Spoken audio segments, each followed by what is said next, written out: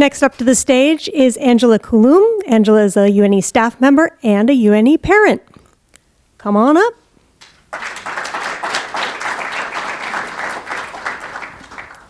That's good. Here's what I knew about myself at 34. I was selfish, self-centered, impatient, not a good leader, not a good teacher, and with these qualities, an ardent non-breeder. So you can imagine my surprise at discovering I was pregnant. And not only that, I wanted to bring this life into the world, and I wanted to do it via a home birth. I was living in southeast London at the time, and when your pregnancy is confirmed in the UK, you're assigned a midwife. She does all your visits at home, all your healthcare, which is great for selfish people because you don't have to leave your house to go to a hospital until the very last months of your pregnancy, where you are encouraged to attend Meet the Midwife sessions, because even though you are assigned a midwife, they may not be the one who turns up at your birth. So I went to these sessions, and I came away with two takeaways. One, with all the sessions I'd been to, and I went to 8 of these, there was one midwife named Nancy who wasn't at a single session. So we all thought she has to be made up because, like, out of 8, come on, she had to have been at one of them. The second thing I took away was, unlike the popular British TV show called The Midwife, their mantra was, don't phone us until you are 100% certain you are in labor because you're wasting our time. So with those two things, those two important pieces of knowledge, 2 days before my due date, I was picking up my parents at Heathrow Airport. They were flying in from the States. I drove to the airport, which is in northwest London. I lived in southeast London, and picked them up. And we immediately got stuck in London traffic on our return trip to my flat. As we were doing so, I started to have these little twinges, and my mother said, perhaps we ought to time them. And I thought, well, this is a great idea because we've nothing else to do in the traffic. And these twinges seemed to be coming every 11 minutes. 2 hours later, when we finally made it home, they were coming every 7 minutes. And my mother said, I think we should phone the midwife. And I said, no, we shouldn't, because we don't want to waste their time. So we weren't phoning the midwife. Instead, I was getting my parents settled into the flat when the phone rang. And it was my partner's mother, Barbara. And Barbara wanted to come over and visit my parents. And I said, that's a great idea. I might be in labor, but why don't you come over anyway, because I'm probably not. So 20 minutes later, Barbara shows up, and she has with her the biggest bottle of Johnny Walker I have ever seen in my life. Like, she had to have won it at a carnival, because I've never seen a bottle that size in a liquor store ever in my life. So she brought it because she understood my father liked Johnny Walker, and she came into the house, and she somehow convinced my father, as tired as he was from his travels, that he should open it and drink it with her. And so at this stage, they pour themselves a glass. Now, my little twinges are coming at about every 5 minutes, and my mother says, I think we should phone the midwife. And I say, no, don't phone yet, because we don't want to waste their time. By the time Barbara and my father finished their first glass of Johnny Walker, I am doing a dance over the banister, and I'm like, this really hurts. And my mother says, I think we should phone the midwife. And I'm like, yes, we should, because if this is Braxton Hicks, I have to rethink my birthing plan. So 15 minutes later, there's a knock at the door. I go and I answer it. And standing there is a woman I have never seen before in my life. And she says, hi, I'm Nancy, the midwife.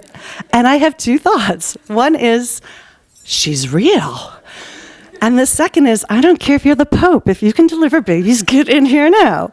So Nancy comes in, she examines me, and she says, well done, you are in labor. But you need to let me know when you feel the urge to push. And I think, here's a woman who labored for most of the day, didn't realize it. You really think I'm going to know when I have the urge to push? But no sooner do I have that thought, I'm like possessed by Linda Blair in The Exorcist, and I think, I have to push.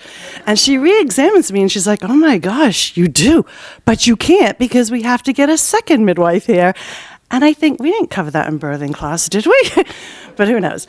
So she phones for the second midwife, and the second midwife arrives, but there's a small problem. It is now 4:30 in the afternoon in London, and I live on a cul-de-sac off the A3, which is one of the busiest ring roads in all of London, and there is nowhere for her to park.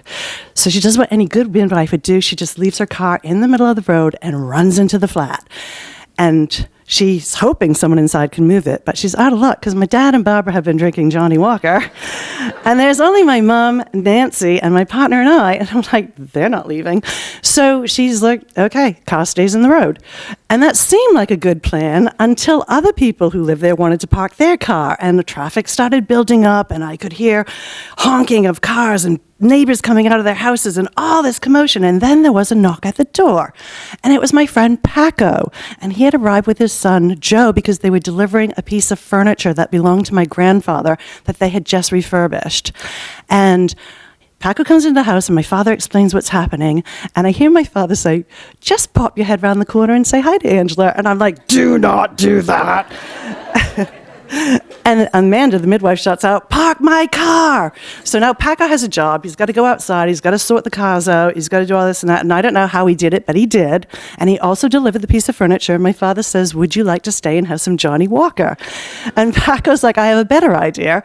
If Angela's having the baby, I'm going home to get my wife, Jackie, and my daughter, Jade, and Angela's friend, Neos from Barcelona, who's staying with us, and Joe, and we're all going to come back. And he does that.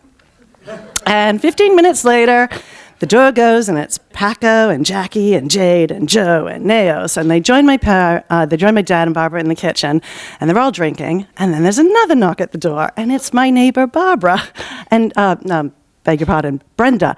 And Brenda is like the neighborhood busybody. Like, she lives for this sort of stuff, right? And she wants to know what's going on. And my dad tells her everything that's happening. And he goes, would you like some Johnny Walker?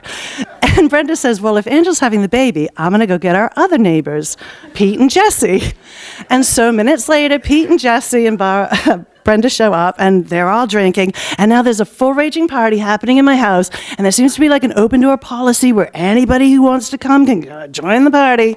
And meanwhile, Nancy says to me, one more push and I can go home and have dinner with my family tonight. So I'm like, okay. And I push, and my son Oliver is born, and everything goes quiet. And I am looking at him, and I think, I have never been more in love with a human being ever before in my life. And from this moment onwards, my life is not about me anymore. It's about him. And for every moment and every day I live after this, it will be about him. And then I'm snapped back into reality because word must have got out that I just had the baby, and I hear cheers and glasses clinking and hurrahs and all this sort of stuff. And Nancy washes us up, and we go and we join the party. And I am in the room realizing that I'm in a room now full of people who have given me unconditional love all of my life, and they will now do the same for my son. And despite the chaos and the commotion and the noise, I can't think of a better way to have brought my son into this world. Thank you.